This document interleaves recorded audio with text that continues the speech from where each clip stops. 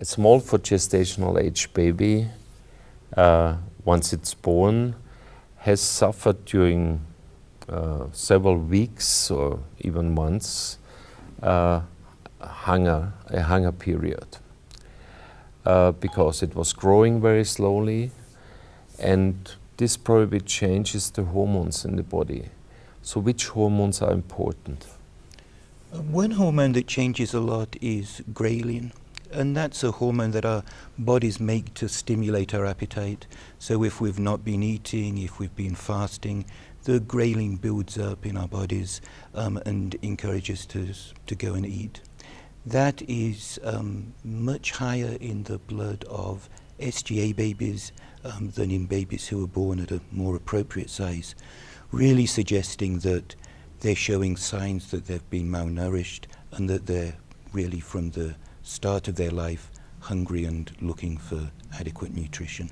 And this ghrelin, which is high now, tells which hormones to be secreted more or less, or what is the outcome? What is ghrelin doing?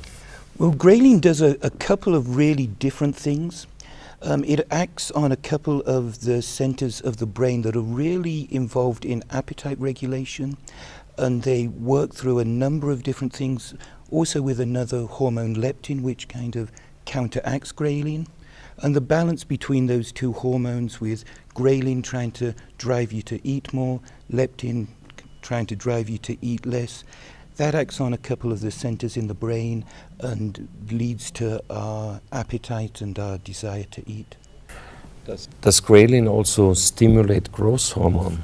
Yes, ghrelin's a very potent stimulator of growth hormone, and when ghrelin is driving that, and when you're fasting and when you're hungry, you obviously aren't going to grow very much.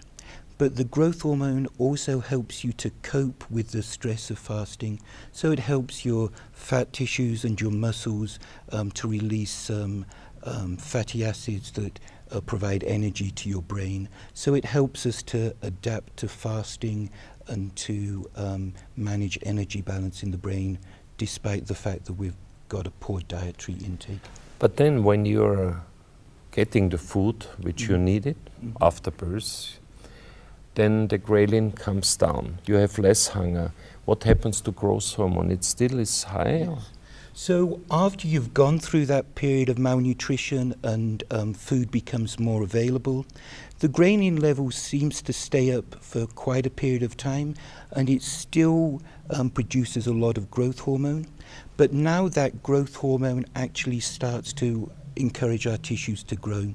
So when you're fasting, the growth hormone helps you to cope with fasting, and then when food becomes more abundant, the growth hormone really kicks in and lets your body grow much more rapidly than it would have done otherwise, and lets you catch up some of that deficit you developed when you were fasting and when your nutrition was poor. Tell me, what happens if you eat too much, if you give too much food to this small baby? What happens? What happens with the ghrelin?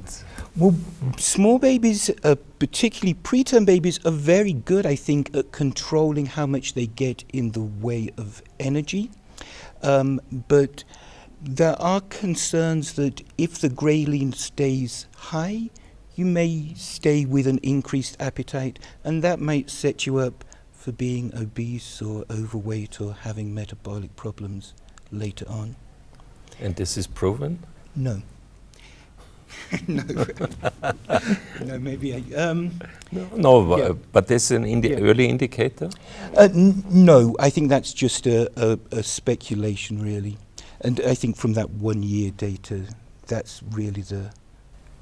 So high ghrelin is normal if you are hungry. Yes. High ghrelin is no more normal if you get enough food.